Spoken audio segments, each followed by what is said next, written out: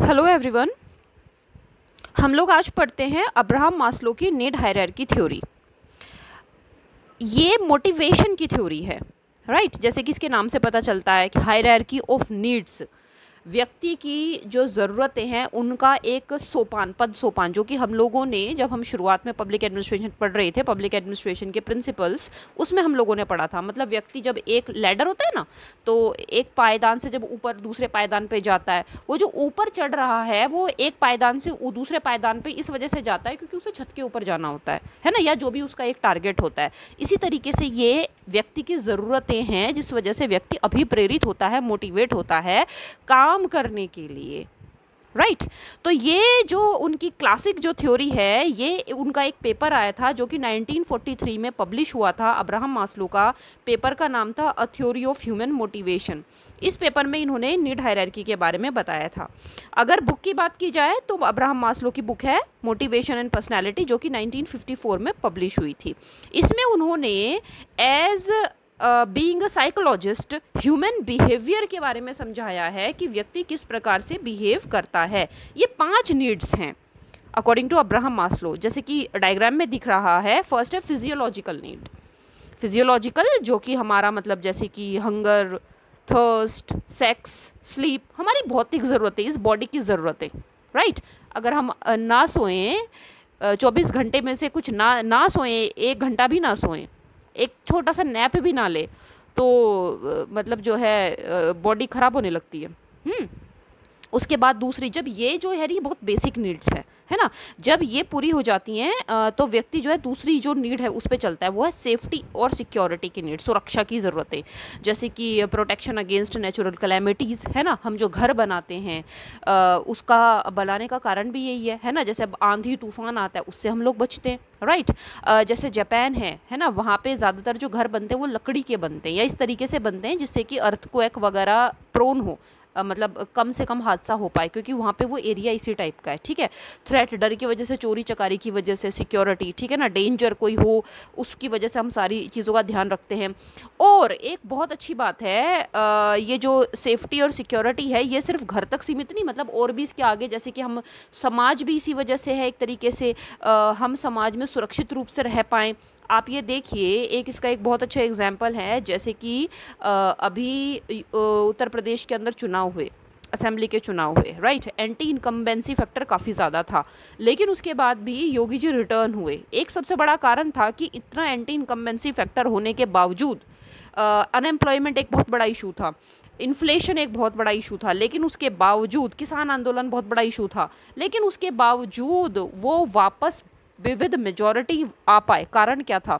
Because of safety and security need, जो कि उन्होंने पूरी करी लोगों की। चेन स्नैचिंग, ईव टीजिंग, है ना, और लॉ एंड ऑर्डर तो काफ़ी दुरुस्त किया है। तो देखिए ये कितना महत्वपूर्ण मुद्दा है, राइट।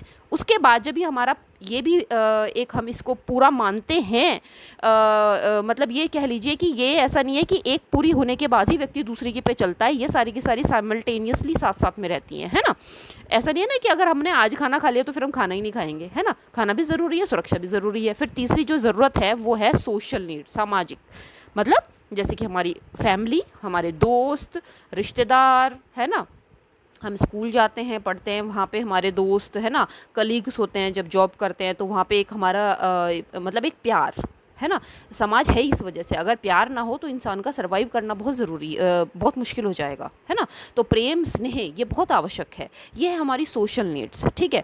उसके साथ में फिर चौथी जो उसमें नीड पे उन्होंने फोकस किया है वो है एस्टीम नीड। एस्टीम नीड ये हमारे ईगो को सेटिस्फाई करती है।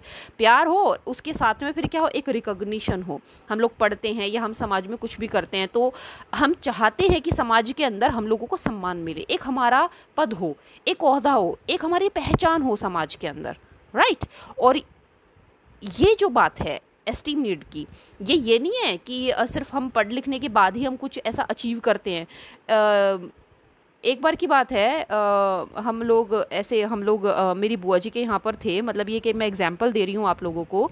तो हुआ ये कि एक छोटा सा बच्चा था मेरे रिलेटिव का, और वो काफ़ी नॉटी बच्चा था। तो उसने क्या किया, जैसे खेल रहे थे तो उसमें टोकरी के अंदर आलू जो थे ना, वो मतलब उसने खेल खेल में वो सारे आलू जो है उसने रसोई में फैला दिए।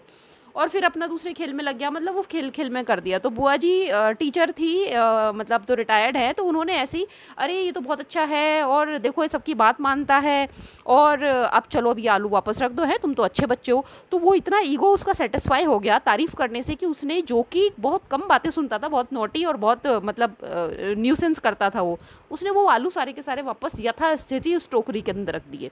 हुआ क्या, एस्टीम नीड सेटिस्फाई हुई, ईगो सेटिस्फाई हुआ, राइट। तो देखिए ये ऐसा नहीं है, ये छोटे बच्चे, मतलब हम लोग इसको इस तरह से भी समझ सकते हैं। अब इसको जो है मास्लो ने दो तरीके से समझाया है, जैसे कि अचीवमेंट, एस्टीम को दो तरीके से समझाया। एक तो अचीवमेंट नीड, अचीवमेंट जैसे कि हमारा सेल्फ कॉन्फिडेंस, इंडिपेंडेंस, हमारी कॉम्पिटेंस, हम जो अचीव करते हैं लाइफ के अंदर, पढ़ाई लिखाई सारी चीज़ें, ठीक है, हम सीखते जो हैं, और सीखने के बाद फिर रिकॉग्निशन, पहचान एक तरीके से, जैसे कि हमारा स्टेटस, हमें समाज में, घर में कितनी महत्ता दी जाती है, हमारी कितनी तारीफ होती है, एप्रिसिएशन, राइट। ये सारी की सारी चीज़ें क्या हैं, ये एक दूसरे से जुड़ी हुई हैं, राइट। उसके बाद आता है पांचवी जो उन्होंने नीड है, वो है सबसे इंपॉर्टेंट, ये है self actualisation need. Self actualisation क्या है, ये जो शब्द है सेल्फ एक्चुअलाइजेशन, ये शब्द का इस्तेमाल, या ये कह लीजिए इसको बनाया था कर्ट गोल्डस्टेन ने, राइट।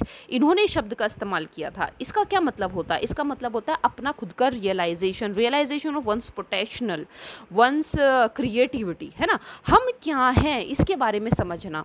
अब देखिए ये तो हो गया सिंपल एक तरह से एक्सप्लेनेशन पूरा का पूरा इसका, ठीक है, लेकिन इसको हम और गहराई से ऐसे समझ सकते हैं कि ये सारी नीड्स पहली बात तो एक दूसरे से जुड़ी हुई हैं। सेल्फ एक्चुअलाइजेशन को हम ऐसे भी समझ सकते हैं, हम जो कहते हैं मोक्ष, वही है सेल्फ एक्चुअलाइजेशन। जब हमें पता चल जाए कि हम कौन हैं, हम तो दूसरों को ही समझने में अपनी ज़िंदगी को निकाल देते हैं ना, तो यही क्या है, यही है सेल्फ एक्चुअलाइजेशन, अपने आप को समझना, अपने को पहचानना, अपने आत्मस्वरूप को पहचानना, यही है सेल्फ एक्चुअलाइजेशन, राइट।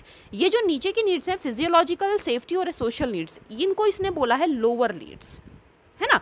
और जो एस्टीम नीड है और जो सेल्फ एक्चुअलाइजेशन है, इसको इन्होंने कहा है हायर लेवल नीड्स।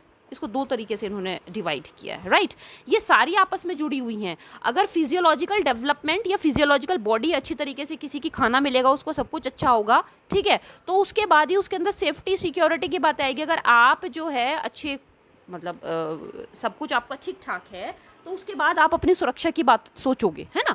सुरक्षा की बात सोच ली, उसके बाद फिर जब सुरक्षा और सारी चीज़ें हो जाएंगी, तो फिर आप ये भी सोचोगे कि भाई एक हमारा जो है एक सोशल सर्कल होना चाहिए, राइट।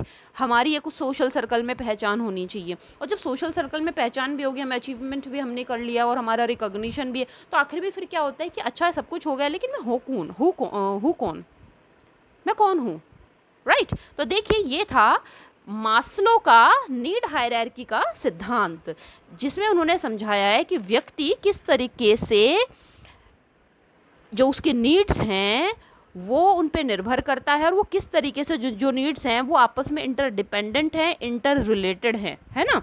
और ये नीड्स का फुलफिलमेंट ज़रूरी है, तभी व्यक्ति का एज ए ह्यूमन बीइंग विकास हो पाता है, राइट।